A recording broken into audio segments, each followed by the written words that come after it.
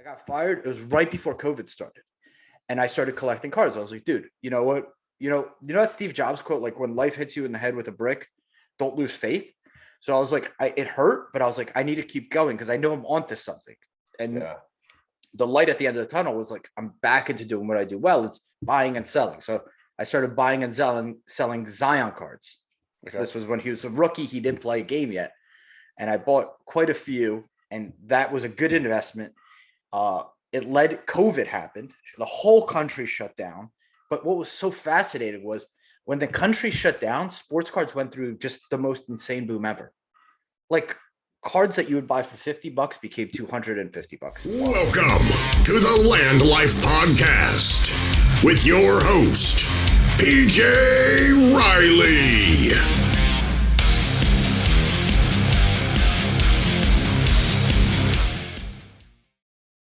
Hey guys, welcome to the LandLife podcast. My name is PJ Riley.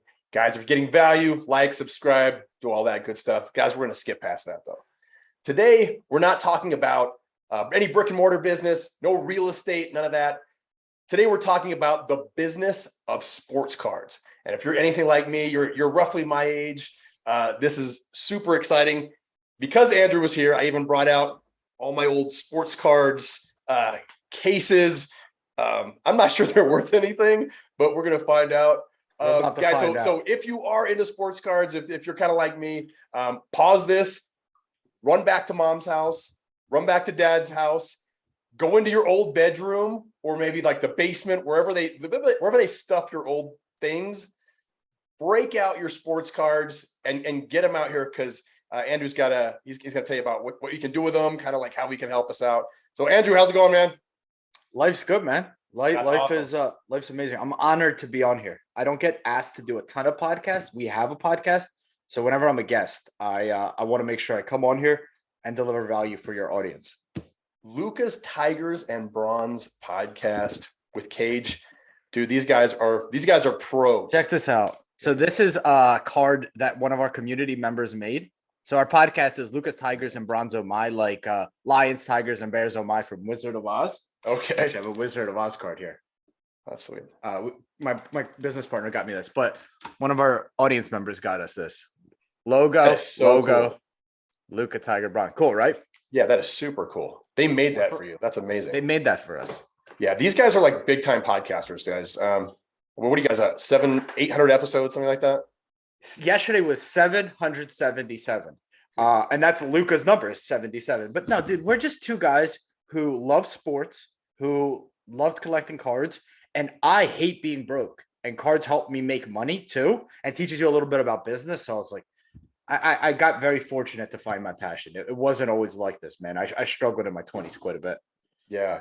So Andrew and I met in a networking group we were both in together. He was talking about NFTs, and I was like, I have no idea what I'm talking about with NFTs. So he, he's like, hey, jump on this call with me and my buddies. We'll help you out. They explain literally everything from start to finish. Kind of got me jumped into the NFT space, which they actually gave me my very first NFT, the Lukas Tigers NFT. I'll put it right there when this podcast airs. So I still have that as my very first NFT. It's pretty awesome. Andrew, so sports cards. How did you get involved in like the business of sports cards? The business of sports cards, man. Do you even call it the business of sports cards, or is that the wrong way to put it?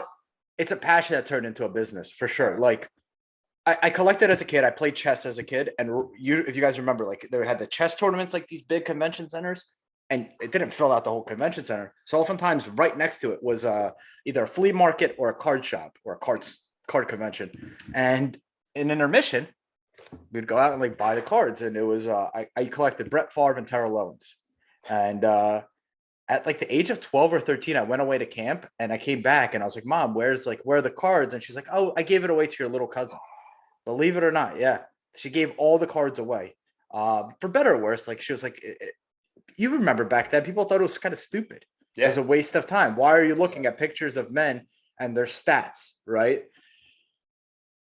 But dude, the way I got back into it was I worked for Gary, but before I got a job for garyvee, he was talking about sports cards. So I was living in New York, and I was like, if I ever run into Gary, I should have, like a few Jets cards. So I bought like a Joe Namath card. Le'Veon Bell was on the Jets then.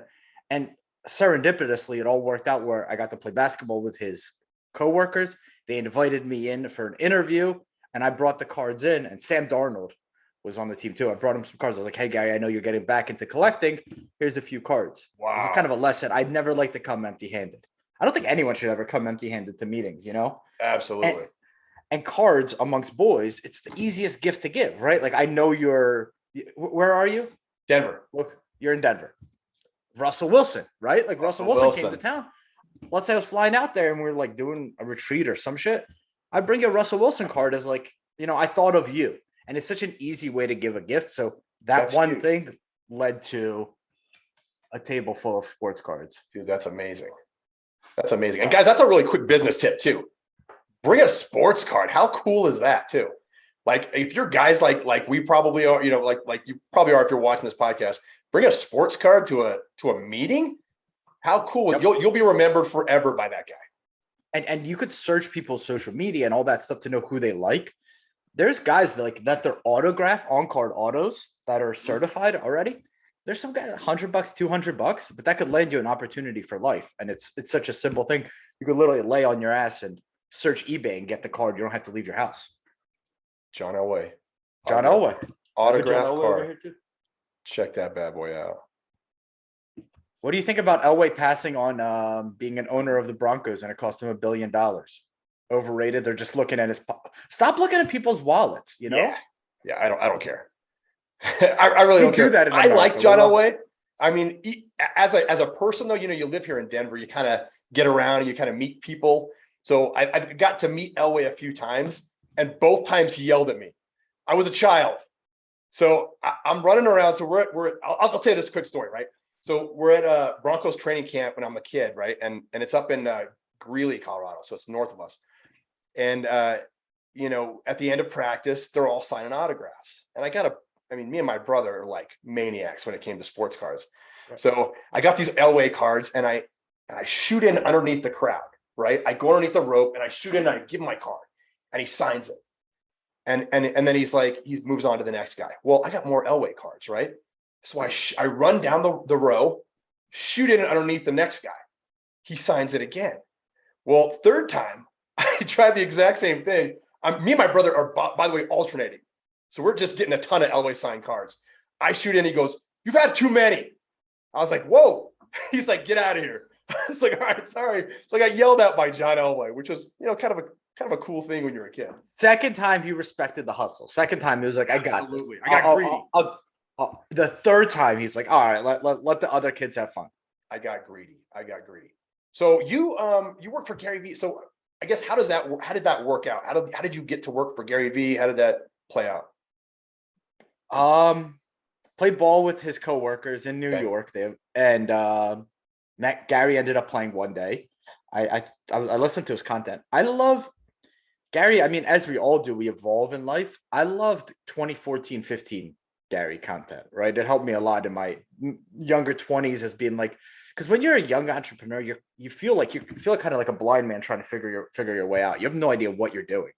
And his content came into my life to like kind of maybe guide me in some ways. So I love this content. I told him, "I love what you're up to. You've changed my life with your content. I appreciate what you do." And it was free, right? Like free education. He was like, "What do you do?" I was like, "I'm naturally a sales guy by nature." Like if I would say like the underlying core skill I have, right? We all have talents and then we add these skills later in life. Naturally, I was a sales guy. It's like, it's funny. I was looking for a sales guy for my wine brand, and that just led to a job. Damn. That's crazy. So you're playing basketball with Gary Vee. Like, yeah, that's almost amazing. I think it cost me a job, by the way, later on. So I think it got me the job. And then eventually they invited me to go to a July 4th, like come to my parents' house and we'll play ball 3-on-3-on-3. Okay. And I can't control myself. I think you're a college athlete too, right? I was a professional fighter in college. So professional fighter. Yeah, sort of. We're a little bit messed up. Like it comes from this weird place of, I think, both insecurity and wanting to dominate at the same time. Like you work so hard, so you prove that you never feel inferior. So I was there and I was in good shape at this time. And I was just on one. I would talk so much shit that day. We beat them. I wasn't on Gary's team. I was on the team of like the new people at the agency. All right. And it was him and his boys. And I was just talking shit. Like I was like, you guys can't hang. I don't know why you invited me here. You knew it would come with a bunch of L's for you guys. I couldn't. Like that's how I get into a game. Otherwise, I'm asleep. And I don't know. I think one thing led to another, and they fired me actually a few months later. No kidding, because you were dominating Gary in basketball. They cut you. I never got a reason, but here's the thing, dude. They're a 600 to 700 person agency. I'm a bit of a not like a loose cannon. I do stuff like reckless. I just am my own person, right? Okay. And within an organization, I think you have to fit in. And I always stuck out, man. It hurt. Like I didn't feel good when I got fired. Like it definitely set me back. And that's when I found sports cards again. So I got fired. It was right before COVID started. And I started collecting cards. I was like, dude, you know what? You know that Steve Jobs quote, like when life hits you in the head with a brick, don't lose faith. So I was like, it hurt, but I was like, I need to keep going because I know I'm onto something. And the light at the end of the tunnel was like, I'm back into doing what I do well. It's buying and selling. So I started buying and selling Zion cards. Okay. This was when he was a rookie. He didn't play a game yet. And I bought quite a few. And that was a good investment. COVID happened. The whole country shut down. But what was so fascinating was when the country shut down, sports cards went through just the most insane boom ever. Like cards that you would buy for $50 became $250 a piece. And I think it was a few reasons, right? It was already bubbling. It was already simmering, but everybody got those stimulus checks. So that was number one. People stopped spending money on vacations and things like that. So they were all home. And they're like, what do I buy? I can't gamble on sports because there was no sports. So they started buying sports cards. And the hobby, or the hobbies, like the sports card space is what we call it, just went through a boom. And it was like August 2020 was maybe the craziest month we've ever seen. Like Luka cards went up 4 or 5x in 1 month. Wow. All right. So I see like sports cards are like blowing up like you said, during COVID, roughly, they really blew up. I mean, like guys like you, Patrick Bet David, all these big dudes are talking about sports cards. And like, honestly, man, a guy like me with shiny object syndrome, and there's probably a lot of dudes out there watching this right now. Like, wait a minute, I can make a business doing buying and selling sports cards. Where do you start if you want to like buy and sell sports cards as a business? We actually had a guest on Cajun Cardboard from Louisiana. We talked about this very thing. I guess it depends what you want to do, right? Because there's a few ways to do a business. You could do content. You could do service. So I'll give you a few examples. Like we started a podcast where we wanted to be the radio station of the hobby. We wanted to, as we're going through and buying, selling, trading, seeing the market evolve, we wanted to be kind of like the Jim Cramer, right? Mad Money. These are some cards that I think are underpriced. These are overpriced. So we started with that format. Let's talk about what we do. You could also do a service business, right? Like there's this thing called submissions where you get your cards authenticated and graded by companies. So there's people who do business like this who don't even love cards or sports. They say, hey, send us all your cards that aren't graded. We will package them, prepare them, and send them to the companies to get authenticated. Wow. So that's another way. And then you could start a LCS or a store. Yeah. I think anybody with that likes sports cards and likes sports likes the athletes too.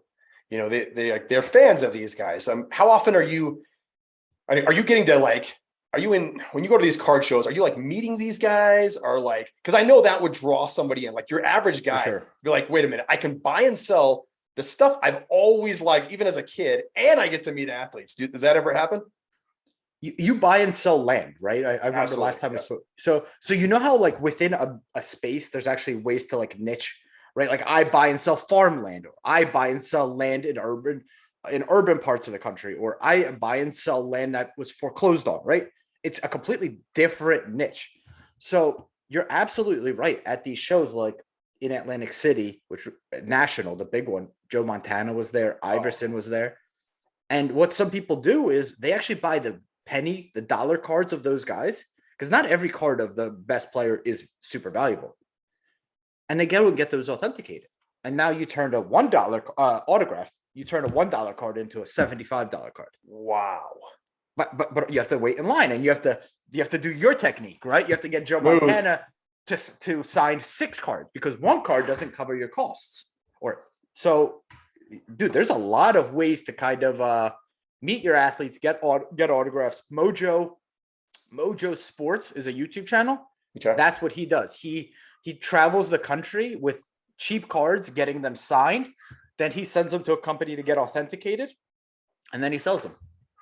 No kidding. So you have to physically go, though. You have to physically go to get these things autographed, right? Like you have to find your local show and who's there. And that's one way. Other ways is, the address that this, like, you could send Shaq. You could find his address. You could send him 100 cards and say, just put a nice note. Hey, Shaq, could you authenticate? Could you sign these? I don't know if it works. That's not my niche, but that's another move. Have they ever done that? Have you ever seen anybody actually sign 100 cards like that? Not 100, but I think if you sent one in, they might sign it. No kidding. And this is where forums and community matter, right? So like if you are in a forum and you meet someone, they could put you in touch and say, hey, this is how I've gotten Shaq to autograph my cards, using Shaq for this. Yeah. So give us some places people can go right now to go look for cards, or forums or sites. What are the best places they can go if they're like, I want to get back in this. This is awesome. Well, first, you guys should listen to our podcast, and not because I think that we are the only ones that do this. It's Luka Nation Network on YouTube. Okay. It's because we've built a community, right? So some of the best questions you get are from people within our listener base. It's the same as Arate. Yeah. We talk about how much we love Ed and Andy. Shout out to Power One More. By the way, I sent some. I bought 5 of these. I sent a few to our Luka Nation members, because if you're going to make money, you got to work on the mind too, Absolutely. right? Nice. It's not just Ed and Andy answering your questions. It's not just Andrew and my co-host Cage. It's the audience sometimes knows the answer better than we ever would. Yeah. So what I would be first before I buy any card is I try to find a community that fits my vibe, my morals, my values. So I'd listen to Luka Nation Network. And then one of our sponsors, but I think that they are the best now. It used to be eBay is where you'd go, but there's so many cards, and it's so hard to decipher good versus a bad card. Is this cheap? It's just chaos. PwCC Marketplace is an auction house, but they also added kind of like $20 to $1,000 cards that are all authenticated. So you're not buying cards that aren't authenticated. You go there and they have auctions every single week, and you could just watch. You could pick up on, this card sells for this. And then you ask questions. Why did this card sell for this much? Why did this card sell for this much? Okay. Yeah, that was my next question. Like, are people still going to eBay to buy these cards, and are the auctions still going on eBay? Because I remember hearing Patrick Bet David talk about a Wayne Gretzky card, and he was saying he bought it for 500,000, sold it for like $1 million or something, $2 million, something crazy like that, and then the next guy sold it for even more than that. Yeah. Like, so are these the auctions we're talking about? Are we going to eBay still? Is that still a viable option?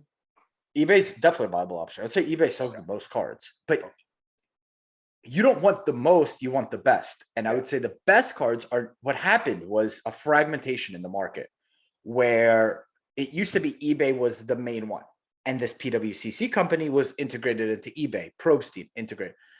They started creating their own marketplaces. So it's a little bit more fragmented, where heritage auctions, there's a Mantle 9.5 SGC. So Mantle rookie card is the most valuable card in the world. Okay. The Diamondbacks owner owns the perfect condition card.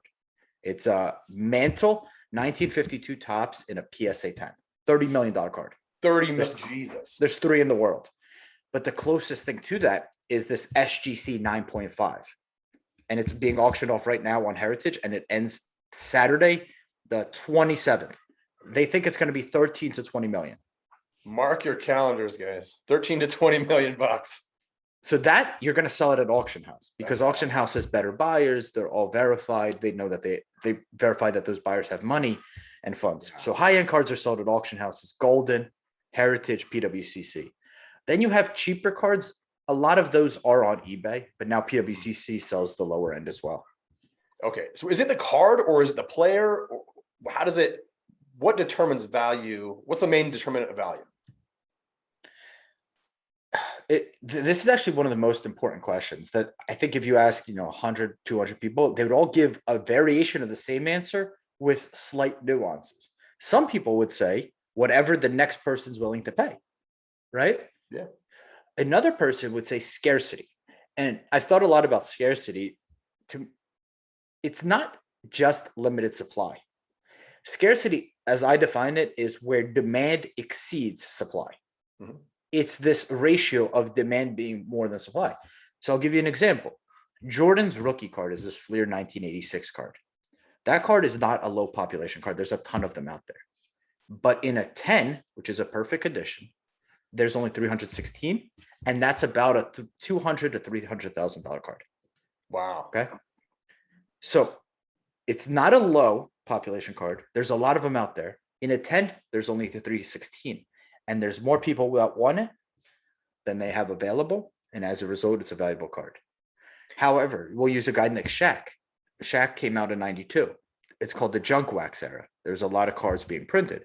So Shaq has a lot of demand, but there's so many cards of his that I think you would say Shaq's a top 10 player of all time, right? Oh, yeah.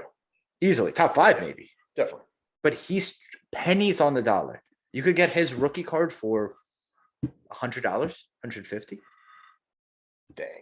I got a bunch of them. Most people do because that's what, believe it or not, here's the fascinating thing.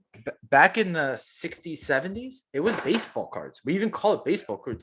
The cards that the packages that Jordan's rookie card came out of weren't even sold enough. They sent them back. They're like, we cannot sell these cards. It's fascinating. Basketball cards were not that big of a deal in the 80s. Yeah. And then they started picking up steam as Jordan gained popularity. And now basketball cards are hands down the most popular, where I'd say football is second and baseball is probably a distant third, in my opinion. Yeah. When I was a kid in the late 80s, early 90s, basketball cards were huge. It was like they had just came out of nowhere, and it was football. Football cards were always the big one. Even amongst my friend circle, baseball cards were always off in the distance. Football cards were number one. Then basketball cards just started coming out of nowhere. And they were like, that's all we did was buy basketball cards, play basketball. Who did you chase? Who was your chase? It was always rookie cards. And it was Shaq. Back then it was Shaquille O'Neal. Anything with Michael Jordan would have worked. He was obviously the best player. The Chicago Bulls were the best. So, anything Chicago Bulls would have worked. We were all just finding the new rookies. We all knew these guys that probably today you name a name and they'd be like, who? I got a Detlef Schrempf rookie card. And people are like, I'm sorry. You know what I mean? It's like, but back then it was like a big deal. You had the full complete set. All the rookie cards, everything. It's happening now too. Like LaMelo Ball, right? Like, will LaMelo be a top 75 player of all time? Probably not, right? But like, he's the chase. Edwards is the chase. Darius Garland is the chase. Evan Mobley. So it's very interesting. But cards, it brings people together. That's like the money part is cool. But like, it's you and your boys, you might be a Shaq fan. I might be a Sean Kemp fan. Someone else might be a Jordan fan. And we kind of argue, but then we have fun. And then we're like collecting for each other. It's the community. People come from the money. They stay for the community. Yeah. I'll take that back with the Shaq part. It was a Dikembe Mutombo and LaFonso Ellis cards. Exactly. Dikembe Mutombo and LaFonso Ellis, man. The Nuggets back in the day. Dikembe. Oh man, those were the big deal. So hey, right now there's kind of a fall in like crypto, right? So crypto's kind of falling. It leads to bringing down a lot of other industries, maybe like land, like real estate, like luxury watches, luxury cars, things like that. I always see. I don't know because I'm not really in those industries, but I hear the prices are going down. Is that the same thing with sports cards right now? Yeah, for sure. And I think what you said there is incredible. I think people should rewind. Crypto is a leading indicator. I always look for leading versus lagging indicators, right? Lagging indicators, unemployment, for example. We always look at when is unemployment going to go up? Well, that's actually an effect, not a cause. Yeah. From what I've seen when crypto goes up, people tend to buy and spend more. It feels like their discretionary income goes up. crypto's come down, it's definitely squeezed things, in my opinion. Absolutely. Because a lot of people are rich on paper, but not rich with money. Totally. Right? Like they check that Coinbase balance, and like, fuck. but when 80-90% of your income's in crypto, and it's you bought, ETH was 4,500, now it's 15. Well, you Yes. lost a third of your net worth. So you're absolutely right. But if you zoom out and gain a little perspective, what I've been trying to do is separate crap from gold, right? So when crypto or anything causes the market to correct in whatever space, watches, wine, cards, whatever, everything falls temporarily. But if you can get really good at curating, you're able to see, wait, this is still a good asset. So it fell because the whole market fell. But over time, now I can get the good assets cheaper. Yes. Versus in a bull market, everything goes up. So you're not able to say, like, this is a Jordan card, which is an amazing asset, and this is a Darius Garland card. Darius Garland, no offense, I like Darius Garland, but he hasn't done anything. Jordan has. So Jordan is a good asset. Garland is a risky asset. They both fell. They both went up. But you're able to kind of decipher and be like, wait, now I get the good stuff cheaper. Yes. And if you use this as a buying opportunity, not as an opportunity to be like, oh, the market sucks, everything's going to shit, we're all screwed, you're able to maybe buy 2 cards for the price of one that you could have had a year ago for 100,000. Now you can get 2 of them for that price. Yeah. So if you're looking to get into sports cards, now's the time to go. Yeah, for There's sure. market. Into the right stuff, for sure, without a doubt. Like, I'll give you an example that's a little riskier, but might work. Like Patrick Mahomes, right? Mm-hmm. So people are prospecting on the quarterbacks. Justin Fields, Trevor Lawrence, Trey Lance. People love Trey Lance. The guy's haven't even played a game. Joe Burrow, Herbert, all these guys, amazing players. But their prices are at the same price as Mahomes, where Mahomes has done significantly more. Yeah. And that's because it was double corrected. It was overcorrected. So that's in my niche space that I know cards, but I'm sure that's happened in watches, in wine, with real estate. And I don't know if real estate has had that yet. I'm actually think real estate will come in a little bit. Yeah. So with cards though, you're saying, I mean, you don't even have to be the best player, you know what I mean? So you can be maybe more of a hype player, more of an exciting player. So it's basically like marketing. Like if you are really good at marketing yourself as a player, your card's going to bump up. Is that right? I think that's fair. If you're likable, I think that's 100% accurate. Yeah, without a doubt. So that's even more. If you guys can find the cards where the guy is starting to hype himself up, people are starting to take notice of this guy. He may not be the best player, and the overall market is a little lower than it was. Dude, now's the time to really research and find those guys, those players, those cards to get going in this business. Now, this is really cool, but I mean, I have such a shiny object syndrome. It's really bad. And I've always liked sports cards. My mom would have thrown them away if I told her not to. I have crates of sports cards, and I'm not kidding, crates. And she kept them her and my dad kept them in this crawl space, right? And so I went over there maybe, I don't know, a few years back, and I'm like, are those mine? I'm like, yeah, they got my starting lineup, basketball, football players. They got my sports cards. We have comic books, right? That's a play. Comic books are play for sure. Check out this story. So check this out. Me and my buddies were running around being hooligans, right? Like usual back in the day. No internet, none of that nonsense. So, we're just running around causing trouble. And we go out into this field and we see this big crate. And it's a locker. Sorry, it's a big, huge, heavy locker. And it's got a lock on it. And we're like, what the hell is this thing doing in the out middle here? of a prairie? Middle of a field. Yeah. It was on a military base. So we're kind of like wandering out off into the middle of nowhere on this base. And it's got a lock on it. So we're like, fuck it, let's break the lock and see what's in this thing. We're on who knows what this could be. Like it could explode. But we're dumb kids back in the day. What are you breaking the lock with? Oh, our feet. Just stomping on it, smashing it. It's a cheap locker, I know what you're talking about. Box. Yeah, you can just stomp on it a few times and it snaps off. Damn. We stomp on this thing, snaps off, right? We pop it open. It's full of comic books. To the top, comic books. And I'm like, what the heck? I still have them all here now in my house. So what we did was, it was 3 of us. We just Ocean's 14, basically. dude, it was insane. The Italian job, the Colorado job. Yeah, right. No, this is like this is somewhere back east. This is on the East Coast somewhere. And so we just won off. We were like drafted them, like we pulled them all out, looked at them. There was a ton of cards in here. Or sorry, comic books.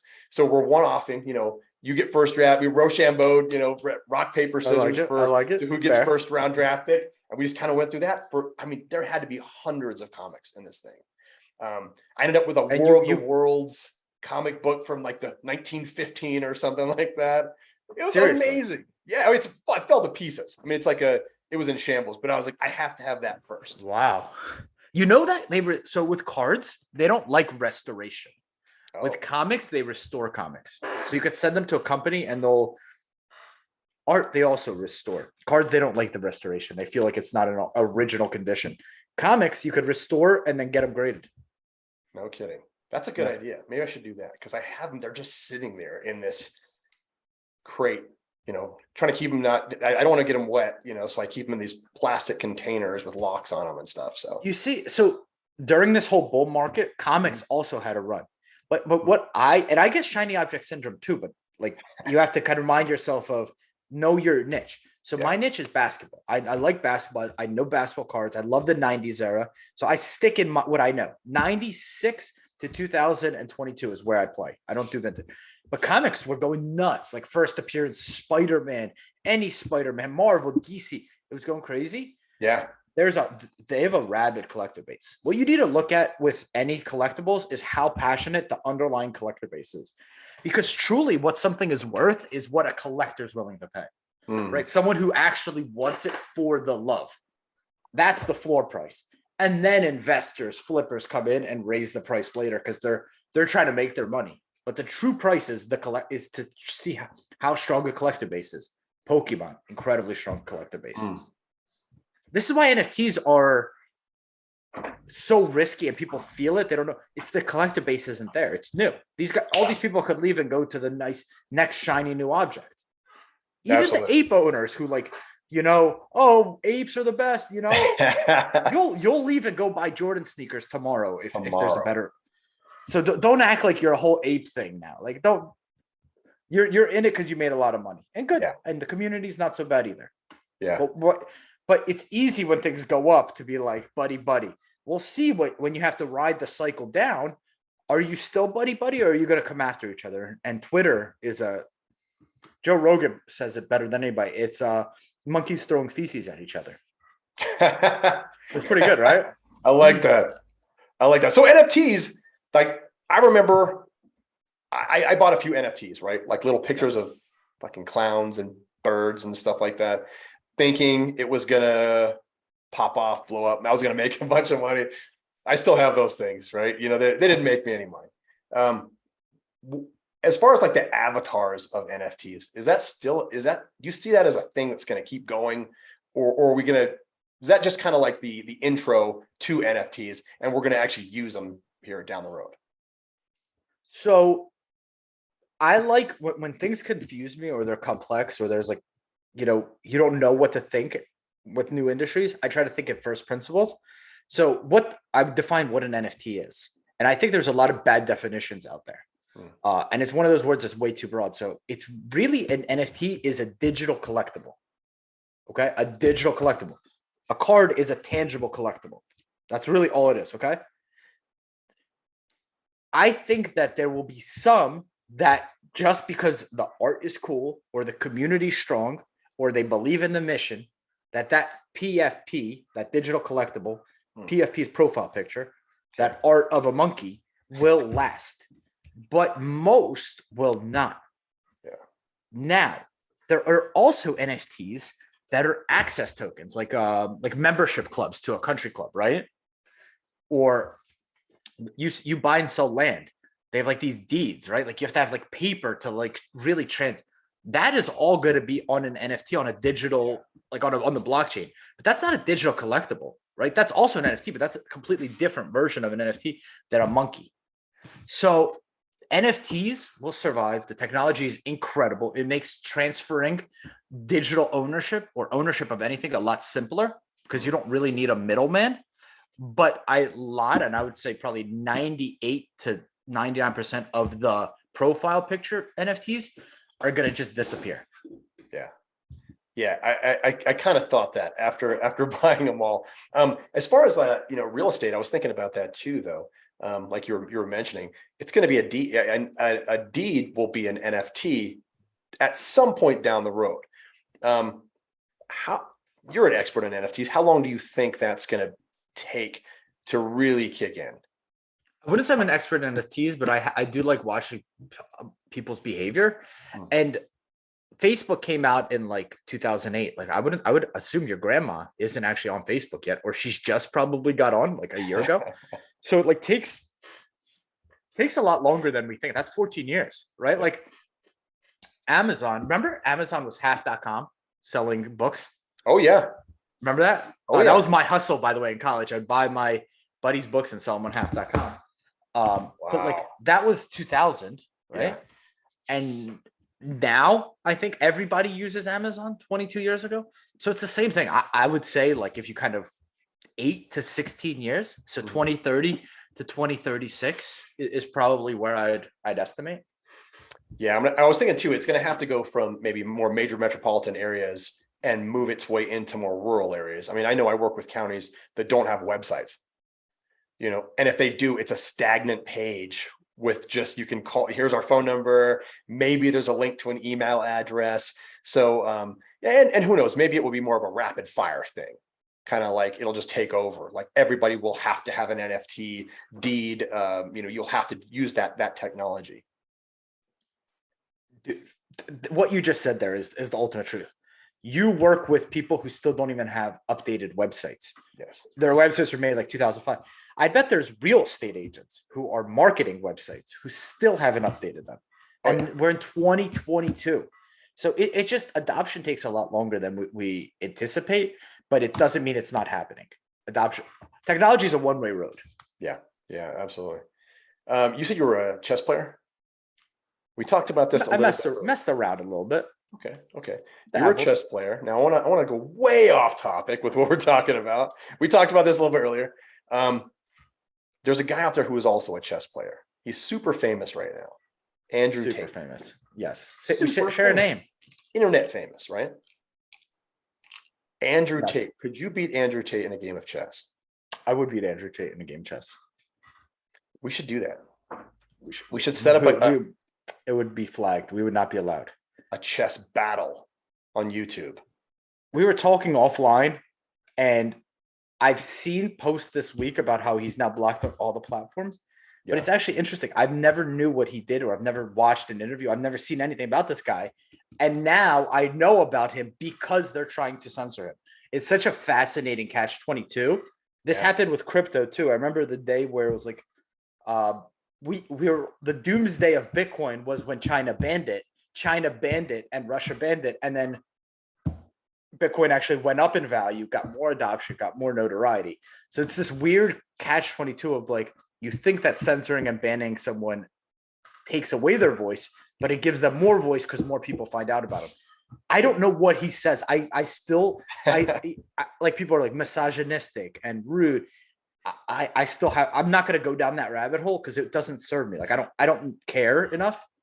And even if it's compelling and interesting, I don't know how it's going to benefit my life.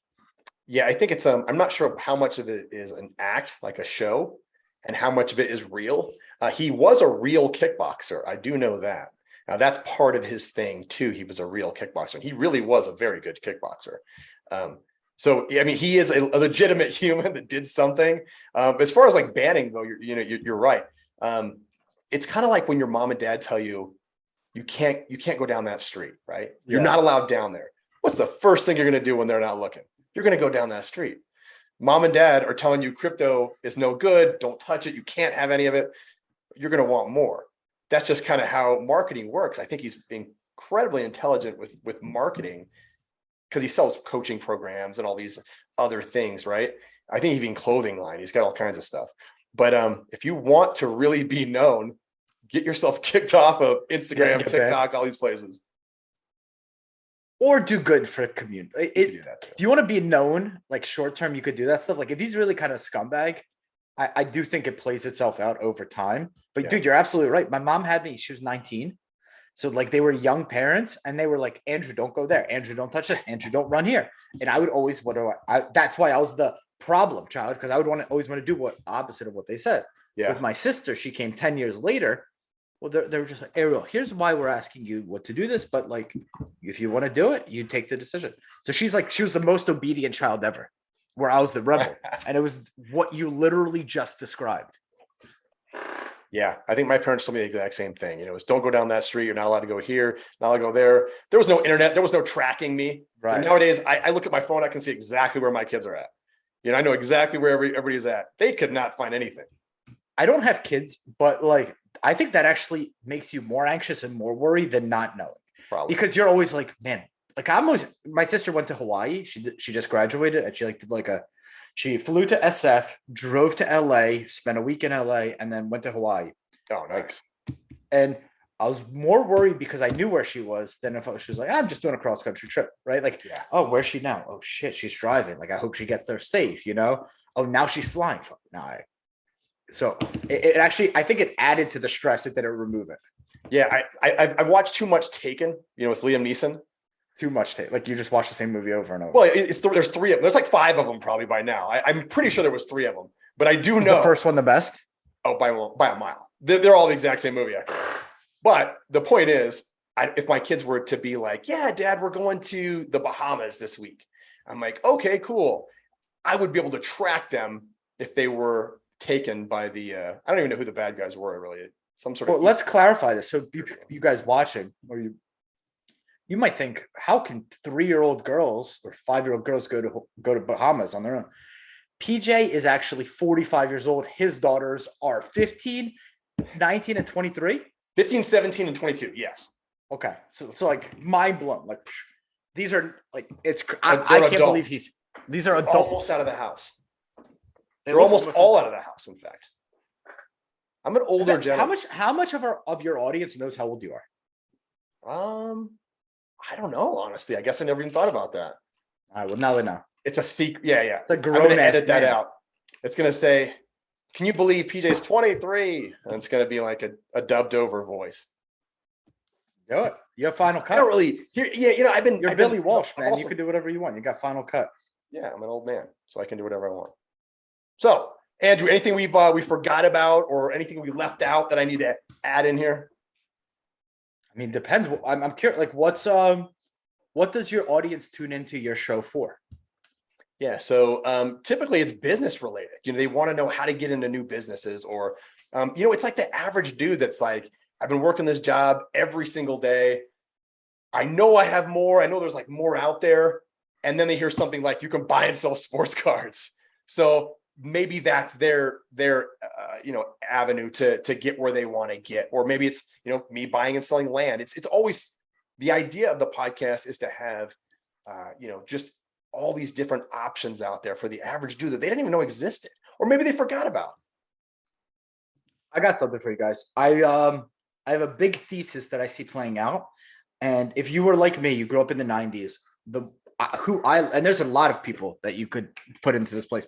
Emeril Lagasse. I don't know if you guys remember this name. Emeril Lagasse. He had the Food Network, and he would do a cooking show in front of like a crowd of people, and he would sell his herbs and his spices. Do you remember Emeril Lagasse? Like, bam. Absolutely. Yep. So the 90s was social selling. Remember, like as seen on TV, you'd have people like with the infomercial. You're like, here's my George Foreman grill. And you would call this number for a limited time, 1999. Remember that? Yeah. I think that's coming back. And there's an app that I'm on every day called Whatnot, where it's social selling of sports cards. So you put on a show and you're able to run auctions, buy it nows, giveaways, raffles, all this stuff, all through a mobile application on your phone. So it's like, the old becomes the new again. Yeah. I think the new is social selling. And you heard, I haven't heard anyone talk about social selling. If you've heard it, amazing, but I haven't heard it. And I want to get early on this trend. So I would, how people are on TikTok? Yeah. People haven't even realized the benefits of selling on TikTok. Building your business on TikTok. They think of it as content, either consumption or creation, but they haven't thought of actually transacting on there. And just this past weekend, like on Saturday, you could see these are all cards. I'm prepping for my show today. It's All right. Mamba Day, Kobe Bryant's 823, Kobe's birthday, 824, 8. So last weekend I sold $11,000 worth of cards in one day. 5 p.m. to 1 a.m. And I'm sorry, what is the name of this Oh, platform? now I got his attention. Absolutely. Now we got PJ's attention. It's called Absolutely. Whatnot. I'm like, Yeah. I'm signing up right now. It's backwards. Whatnot. Whatnot. Yeah. Yeah, we got it. Whatnot. And I'll put it in the show notes too. Use Luka Nation, one word, as your sign-up bonus. Get $10. Absolutely. Whatnot. I want to make $11,000 next week. I mean, I don't think I have $11,000 of cards to sell. It's not just cards. So clothes, thrift, NFTs.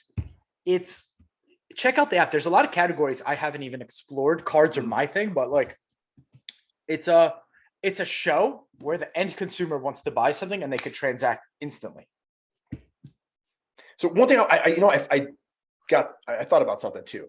Like as far as like selling on social media or on TikTok, are we talking ads? Are we talking like just a video where you're like, come buy my brand new my sports cards? Like how do you sell on TikTok? I see kind of corny ads, but what are you doing to sell on TikTok? So I want to be clear. I don't know the TikTok world as much, but I do know a lot of people who are on Whatnot are also selling on TikTok. Okay. And running an ad is like a direct response, right? Like, hey, buy my book, and then link out to the book, right? Or hey, buy my shirt, link out to the shirt. Yeah. But I'm talking about one to many. So you go live on TikTok and you're like, you have your community, you've built your audience. Ours is sports card enthusiasts. Luka Nation, we're back. Really excited about today's show. With football season right around the corner, basketball season in 2 months, I have a lot of cards here that I think you guys will love. There's a store. Literally, there's a store icon that I load up photos and names of every card. Guys, if you want to go to the store right now, take a look at some of the items that you want to buy or make offers for. This is the time to do it. I take a lot of time to, the photos and all that stuff. And they're like, oh, like, hey, I saw your Kobe Bryant. This is a game used ball. I saw this card in the store. How much do you want for it? I want 200. I'll do 150. Deal. Done. I loaded up Kobe. I run the auction at $150. People in the chat bid, they transact. It's connected to their PayPal account. The auction's done in 15 seconds and they won the card. I get a shipping label emailed to me. I print it out, package it, and the guy has the card in 3 days. No kidding. See, that's amazing. Yeah, They can start that today too. These guys could start that today. Literally. If they have cards or anything they wanted to sell, they can start it right now. You got to build a community. You got to build a community. But if you start today, there's 3 viewers. Tomorrow, 12, 15. And you're like, guys, we're going to do a regularly scheduled programming. We're going to call it house cleaning. House cleaning with PJ Riley. I'm going to go through everything I have in my house. I'm going to sell it here. We're going to run it all at auction. You guys want to bid? You might get something for $1. You might get something that's sick, like the comic book that PJ found in the alley behind, whatever. We're going to run it all here. You guys are going to get some steals and bargains. Dude, that is huge. I am signing up for Whatnot in like 10 minutes. As we speak. Literally, he's doing it mid-interview. Sign me up. Let's go. Now I've taken over as the host. PJ, talk to us. What's the Yes, sir. So my name is PJ Riley. No, that's awesome, man. That's huge. Like that's such a great actionable tip too. And guys, when you have a channel or something like that, just be genuine, be real, be the guy that you are or the girl that you are, I guess. Mm-hmm. And people are going to respond to that, man. You don't have to be good, honestly. I mean, I stumble over my words constantly. Like I'm not perfect at this at all. If you have any desire to start something like this, just get out and do it, man. Just be you, jump on, throw a t-shirt on, turn on the camera and let's go. He's saying that, but like, it's actually the truth. I think people are drawn to you actually in spite of you trying to be perfect. Like, I think they like that you're not perfect because it shows them to themselves that they can do it too. Absolutely. Right. Because if you were perfect, because you wait till we're perfect to start, they're like, I'm not like that person. I can't really do that. And they feel distance when they're like, oh, he could do it and I could do it. because we're actually kind of similar. I stumble over my words. I'm awkward. I'm anxious. I'm nervous. Absolutely. Absolutely. I think a lot more people could do this too. And if you got sports cards, man, get out there and get in this business. This is By awesome. the way, this is the combination of the two things. You have to have industry expertise of like whatever it is you do, and then you have mindset to get over those limiting beliefs. That's how I found Ed. That's how I found Arte, because there are days with what we do. I'm like, man, what the I'm working so hard to like, I could be making more just like going to work on Wall Street. Yes. But then I'm like, one more day. Just don't quit today, Andrew. And then I'm like, all right, just today. What do I got to do? I got to put on an awesome show. So what is that? Is that the thing? What is the thing that keeps you like moving forward every day? It's the one. So it depends. I use these like little tools that I pull out. Sometimes it's just, dude, just don't quit one more day. Or dude, my mom and my dad and my family believes in me. They support me. I don't want to let them down. My business partner, my co-host, he's shown up for 777 days in a row, just like I did. I can't let him down today because I'm not feeling it. And then it's like our audience, man. These people rely on me. You know, I made all these big promises that we're going to be the best podcast in the world, or we're going to be the best sports car community in the world. And then I'm going to take today and I'm going to feel bad for myself. You got to go. You got to go. Just go do that next thing. Because I would say National is the big sports card convention in Atlantic City, July 30th. But from June 1st to July 30th, I was in a funk, man. It's like, why am I even doing this? I'm not making enough money for my time. No one's listening to us. Why are we doing the show every day? We could do it once a week and get the same benefit. I was like, you know, when you get caught up in all that bullshit. Yes. And my co-host was like, no, dude, people listen. I had that support system, and we had National. People came up to us like, dude, we listen to you every day, running, you know, at work, on our commute. Like, you guys are the staple of what we do now. And we took that, and I took that momentum, and we just recorded 40 episodes in 20 days. God. And the co-host right now he went to Disney World for a week, but it was called the National Treasure Series. It was a lot of the industry leaders that we met at this convention, that for the people who wouldn't be at the show, we did a daily episode and did guest episodes with them. So if you go to Luka Nation Network, this entire month has been guest episodes with people who we met at National. That's huge. That's huge, guys. I think I need to re-listen to this and write all this stuff down and copy it all too, because there's a lot of things I want to do here. Andrew. Yes, sir. Before we wrap up. Yes. Before we wrap up, first of all, I mean, how can people get hold of you besides Luka Nation and the podcast? We're really bad at branding. Our podcast name is Luka Tiger LeBron Podcast on Instagram. So I know that's a mouthful. Luka Pretty Tiger cool though. LeBron It does Podcast. stick out. You know how much people get caught up with names? Yeah. That was our name. He thought of it. His daughter made us a logo. And the cons of how difficult that name is to remember, it actually was so memorable in the reverse. I could have recited your podcast name the day after you told it to me, and ever since, right? It's actually hilarious. Like, people are, oh, you're the Luka guys. Yeah. That's like how they see us. They're, oh, the Luka guys are there. Yep. And some of them thought I was Luka, but my personal IG is I am Andrew Goldberg. So I am Andrew Goldberg on Instagram. You guys could I am Andrew Goldberg at gmail.com. You guys, what people do is, you know, they send photos of like, hey, these are all the cards I have, or hey, I like this card, or how do I get into cards? DM me, email me. We're a customer service business where we answer every DM, every email, every text. That's our value system. Like, that's my number one of what we try to build here. It's like, I'm as accessible. My co-host is accessible anytime. So this co-host is a cool guy too. Hoping to get him on the podcast too. Yeah. He'll blow me away. Way better. That's awesome. The next lesson. Surround yourself with people that are better than you. Yeah, absolutely. And then don't let them go. Yeah, right. Your ego. That guy taught me about virtual land. So I'm a land investor, right?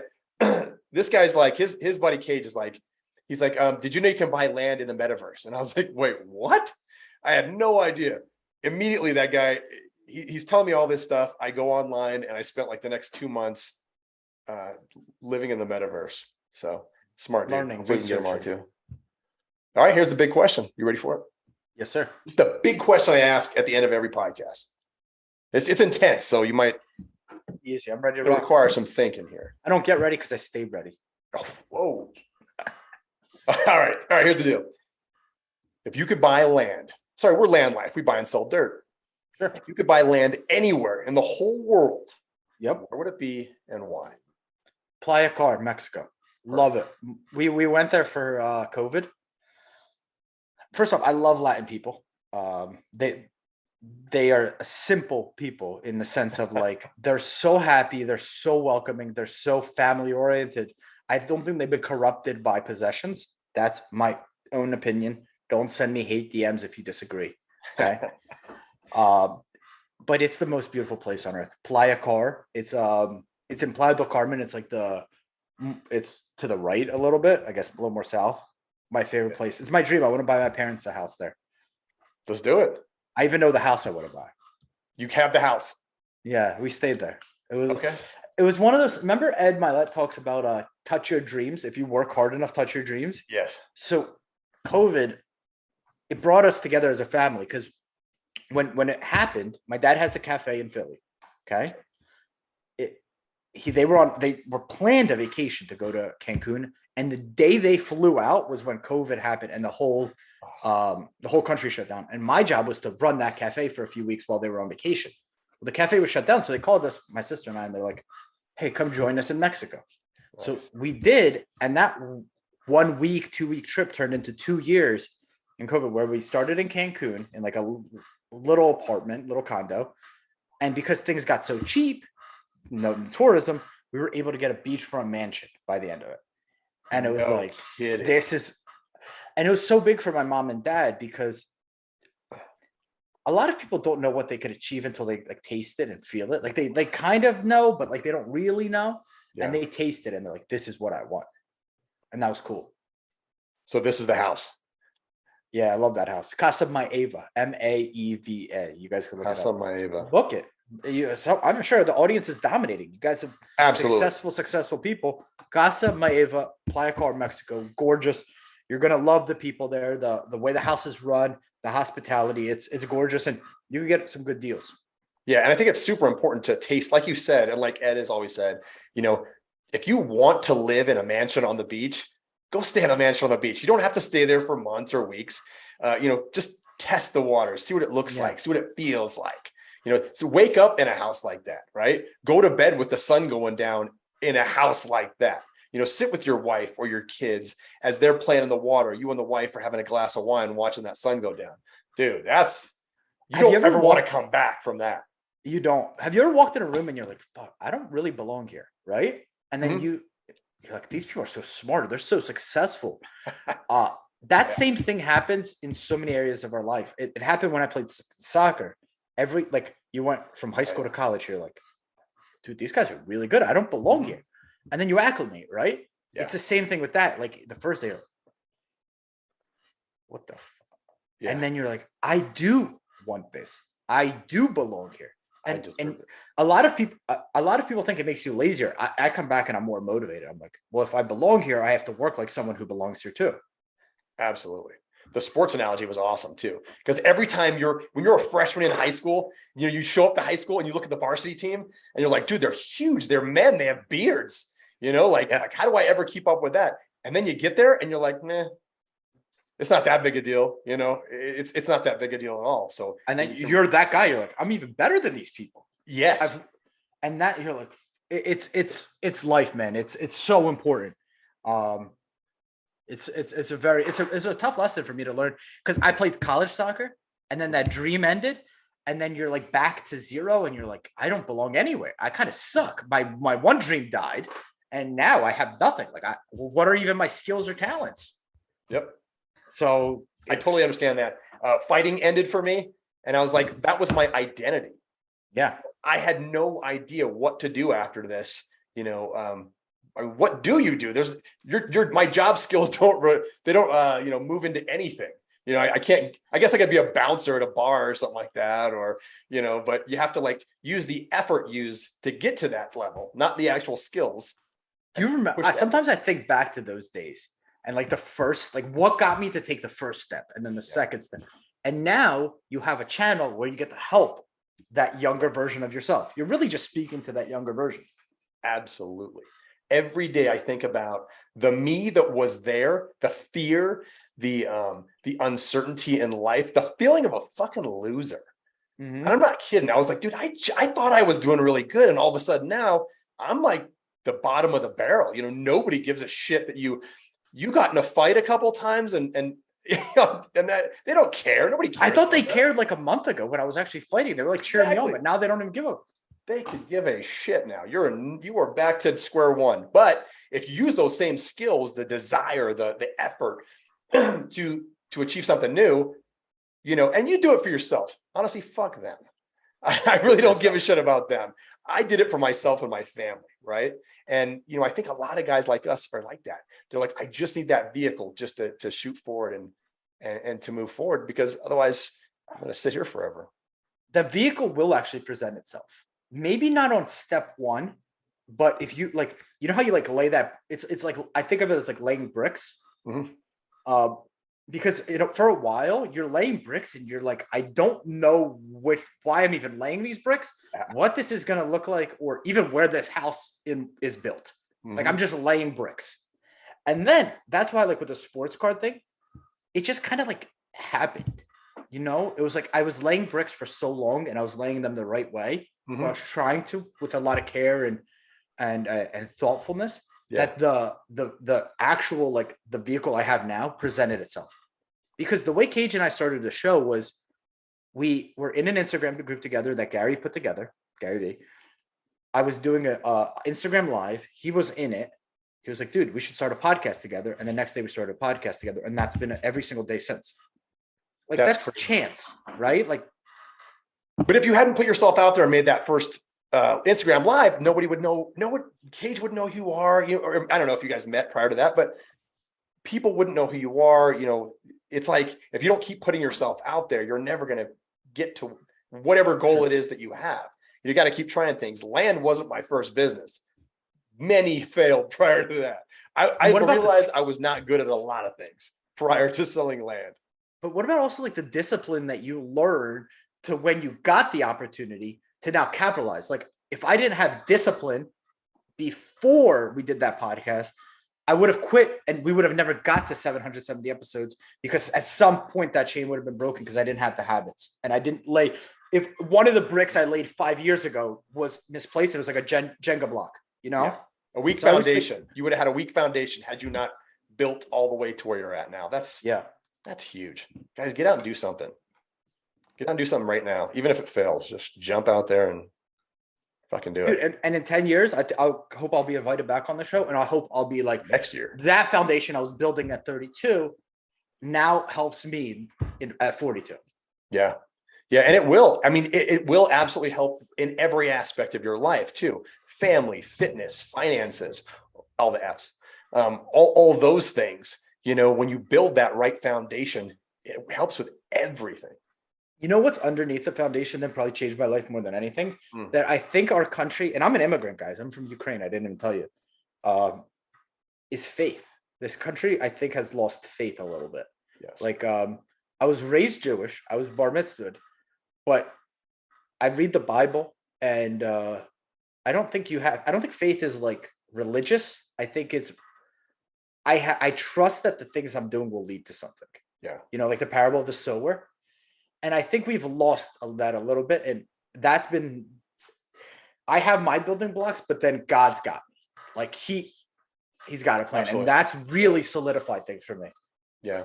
Yeah. It's an all-encompassing thing, right? It's not just, I got this, I'm going to do well. Or, you know, and if you run for money or for like personal gain, you don't have those. I liken it like a tree.